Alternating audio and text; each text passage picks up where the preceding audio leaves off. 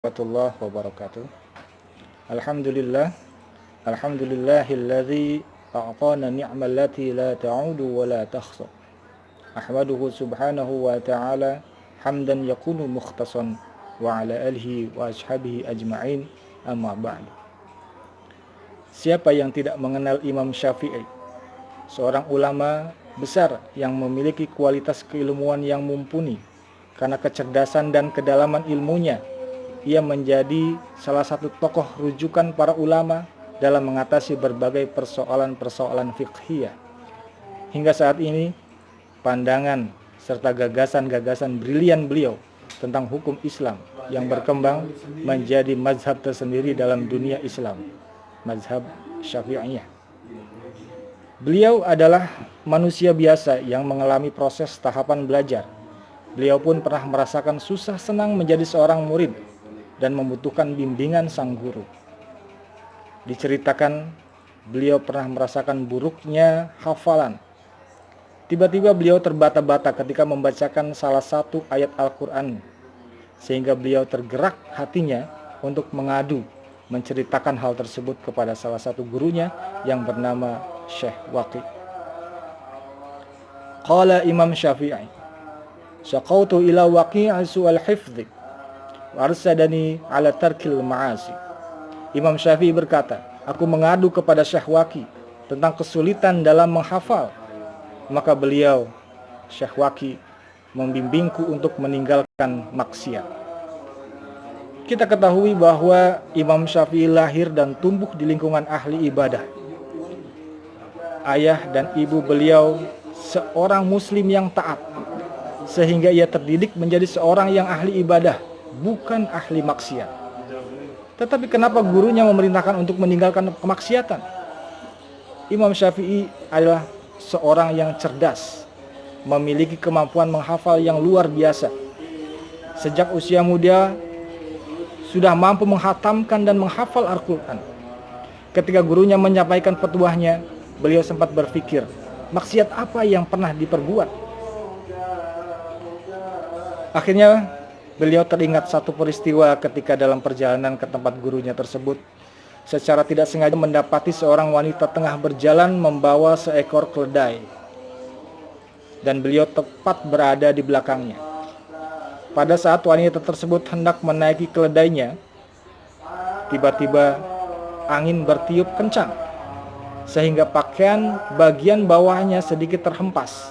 Imam Syafi'i yang berada tepat di belakangnya tanpa sengaja melihat bagian kaki wanita tersebut. Beliau berpikir inilah yang menyebabkan hafalannya menjadi kacau. Kita mungkin saja tidak menyadari perbuatan yang kita lakukan termasuk perbuatan maksiat, karena setiap anggota tubuh kita berpotensi untuk melakukan hal-hal yang tidak diridhai oleh Allah Subhanahu wa Ta'ala. Kita perlu menyadari bagaimana kita menggunakan mata untuk melihat sesuatu yang baik, mulut untuk berbicara yang baik, serta memakan makanan yang baik dan halal, kaki untuk berjalan di jalan Allah yang Allah ridhoi, kemudian telinga, hidung, dan anggota tubuh lainnya digunakan untuk sarana mendekatkan diri kepada Allah. Dapatkah kita mengendalikan itu semua? Mengontrol setiap gerak tubuh kita agar terhindar dari kemaksiatan. Allah tentu akan memudahkan kita untuk mendapatkan ilmu yang kita inginkan bila kita berada di jalannya. Kemudian beliau melanjutkan ceritanya. Wa akhbaroni bi annal ilma nurun. Syekh Waqi menyampaikan bahwa dan mengabarkan kepadaku sesungguhnya ilmu itu adalah cahaya. Cahaya memiliki sifat menerangi.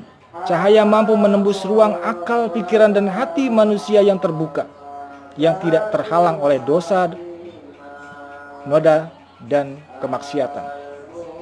Dalam hal ini Syekhul Al-Mukarram Habib Umar bin Ismail bin Yahya mengajarkan kepada kita untuk bersikap tawadhu, berserah diri mengharap cahaya ilahi datang kepada kita. Maka kita memohon agar dibukakan mata hati kita, agar cahaya itu mudah masuk ke dalam diri kita.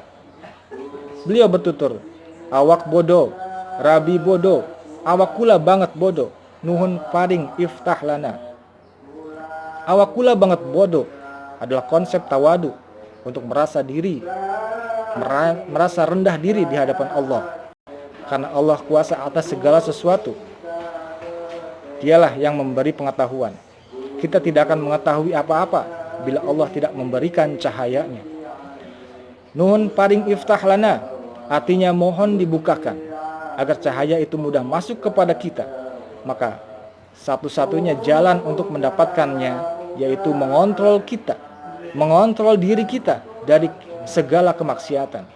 Karena kata Syekh Waqi, wa nurullah la yuhdalil asi, cahaya Allah tidak akan masuk kepada ahli maksiat. Semoga kita bisa mengaktualisasikan diri kita menjadi lebih baik lagi di bulan ini. Karena di bulan ini, bulan Ramadan, memiliki momentum yang sangat baik dalam melatih diri kita. Selain menahan diri dan rasa haus serta lapar, kita juga melatih diri kita dari hal-hal yang mengarah kepada kemaksiatan. Selamat menjalankan ibadah puasa. Semoga kita mendapatkan kemenangan di bulan penuh hikmah ini. Wabillahi taufiq wal hidayah. Walafu minkum. Wassalamualaikum warahmatullahi wabarakatuh.